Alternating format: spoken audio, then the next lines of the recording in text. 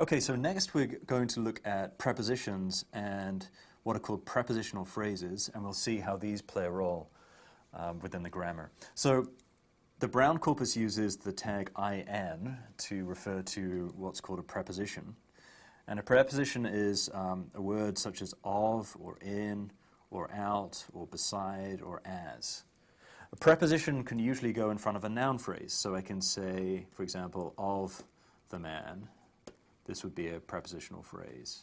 Or in the room would be another prepositional phrase. Okay. So given the idea of prepositions, let's see how we can incorporate these in the grammar. And what I've shown you here is the same grammar I had on the previous slide, except I'm going to add a couple of rules. So firstly, I'm going to have a rule that says a PP, this is a prepositional phrase, can be formed from an in followed by a noun phrase. And I have various rules specifying that an in, a preposition, can be words such as in, or under, or of, or on, or with, or as, and so on. There are probably, roughly, I think, 100 prepositions in English. That's a rough order of magnitude. So that's the first rule, saying a prepositional phrase can be formed by a preposition followed by a noun phrase. So, for example, I can have a prepositional phrase such as the following. So in, NP,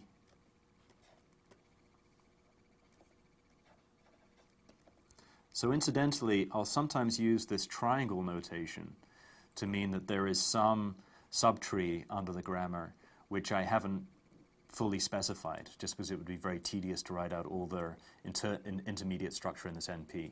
What I would really have here is an application of rules such as determiner n bar goes to n, and n goes to room. But this is useful shorthand when you want to hide the details. So a prepositional phrase can be formed from the tag in followed by an NP, and that means it can be formed by a preposition followed by some noun phrase.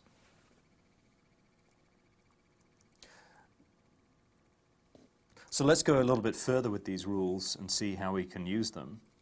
So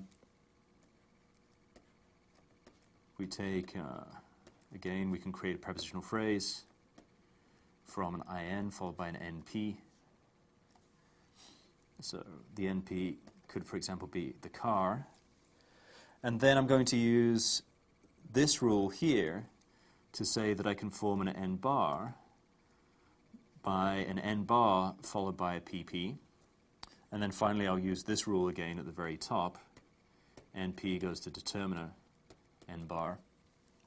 And so I can have something like the dog in the car, okay? So what's going on here? Now I have some noun, dog, and actually I have a post modifier to this noun. This prepositional phrase comes after the noun and modifies it, and actually specifies where the dog is, in the car in this case. And so this rule, n bar goes to n bar PP, says that I can take a noun, take a prepositional phrase, and use the prepositional phrase as a post modifier to this particular n bar. And so I get this full noun phrase now. So the noun phrase is this full sequence of words, the dog in the car.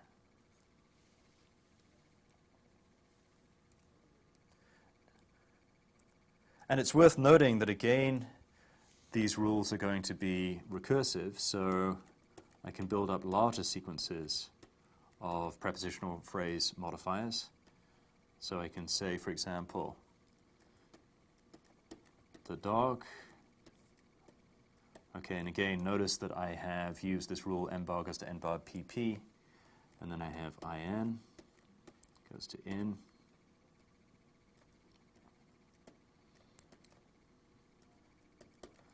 This time I am actually going to specify the internal structure of this noun phrase.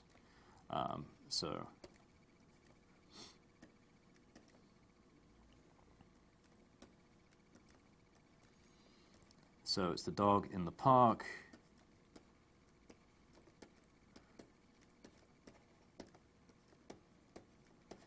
In the city. Oops, the city, sorry.